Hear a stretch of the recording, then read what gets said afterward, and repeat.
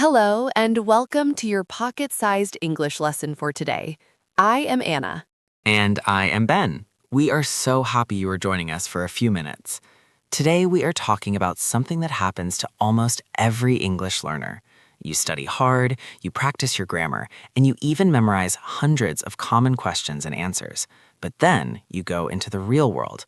Someone at work asks you a simple question like, "Do you like your coffee?" And you say, "Yes, I do." Then nothing happens. There is a long, awkward silence. You feel like you are being interviewed or interrogated, and the other person does not know what to say next. That is such a frustrating feeling, Ben. You did everything right. Your grammar was perfect. You used the correct short answer, but the conversation stopped. This is what we call the student mode trap. When we are in school, we learn to give the most correct answer. But when we are in a coffee shop or at an office, we need to give a friendly answer. Today, we are going to teach you the answer plus one rule. This is a very simple trick that will turn you from a student into a natural speaker. It is perfect for you if you are at an A2 or B1 level, because it doesn't require difficult vocabulary. It just requires a new habit. That is right. Think of the questions you hear in those big practice videos, those lists of hundreds of questions. Those are the bricks of your house. But the answer plus one rule is the cement that holds the bricks together. If you enjoy learning these practical ways to use your English in real life, please do take a moment to subscribe to our channel and hit the bell icon. It helps us keep creating these short lessons for your daily commute or your coffee break. So, Ben, let's explain the formula. The formula is very simple. Step 1 is the answer. This is the part you already know. If someone asks, "Do you like the weather today?" you say, "Yes, I do," or "No, I don't." But you cannot stop there. Step 2 is the plus one. The plus one is just one extra sentence of information. It can be a feeling, it can be a reason, or it can be a question back to the other person. By adding just one sentence, you give the other person something to talk about. You give them a hook. Let's look at the first type of plus one, which is sharing a feeling. This is great for social situations. Imagine we are at work and I ask Anna, "How was your weekend?" Anna, give me the student answer first. My weekend was good. See, now I don't know what to say. I have to think of a new question. It feels like hard work for me.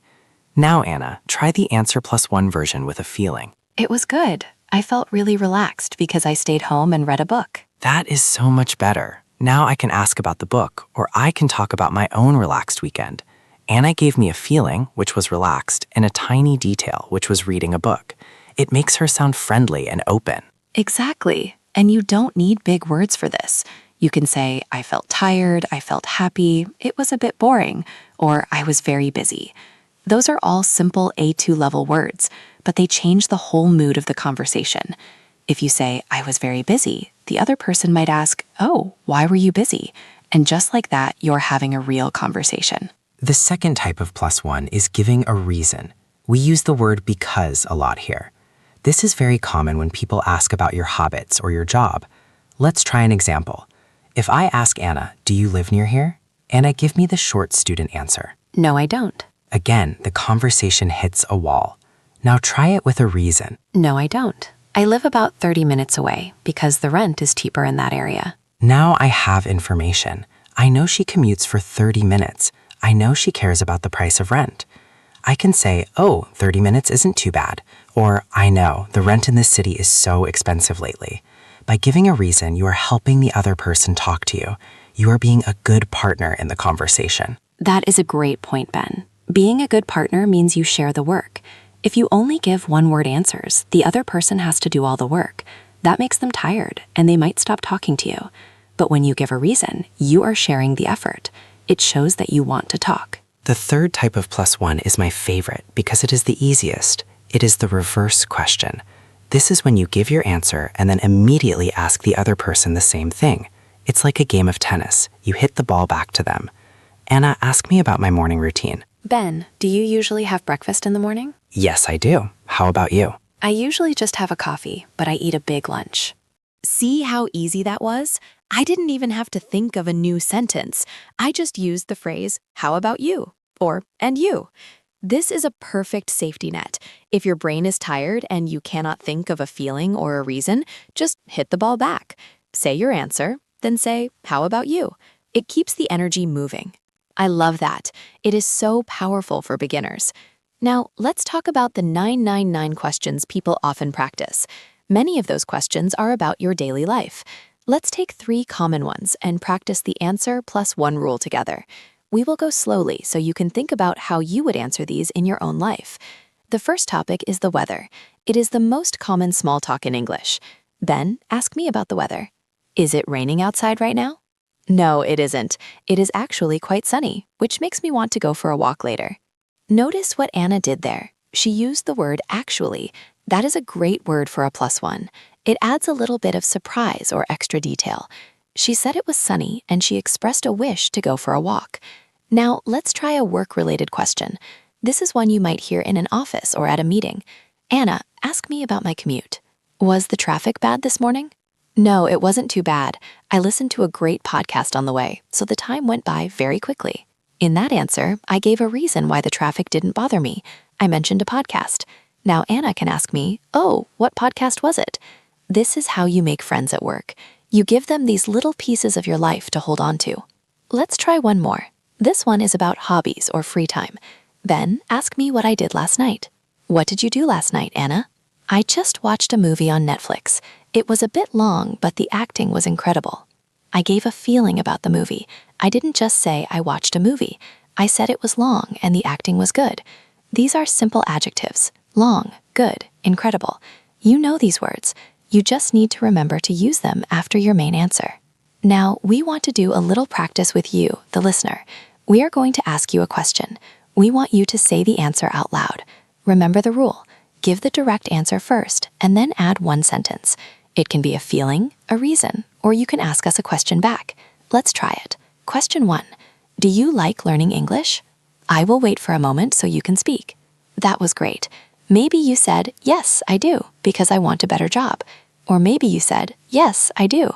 It is very interesting. Both are perfect. Let's try another one. What is the weather like where you are today?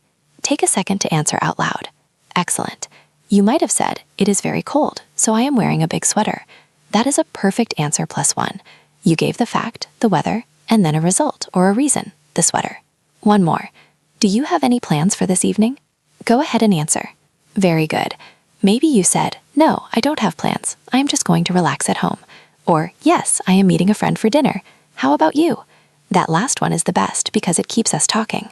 This rule is so simple, but it takes practice to make it a habit. When you are a student, you are afraid of making mistakes, so you keep your answers short. But we want you to be brave. It is better to make a small grammar mistake in a long, friendly sentence than to be perfectly correct in a short, cold sentence. Native speakers do not care about perfect grammar as much as they care about a friendly conversation. That is so true, Ben. And here's a little secret. When you give a +1, you actually take the pressure off yourself. When you provide more information, you guide the conversation. You decide what the next topic will be. If you mention your dog, the other person will talk about dogs. If you mention your favorite food, the other person will talk about food. You are in control. Now, what should you do if your mind goes totally blank? Sometimes we are nervous and we forget all our words. This is what I call the safe exit. If you are asked a question and you cannot think of a feeling or a reason, use the reverse question immediately. If someone says, do you like this music? And you are too nervous to explain why, just say, yes, I do. Do you like it? It is a perfectly natural way to stay in the conversation while your brain takes a rest.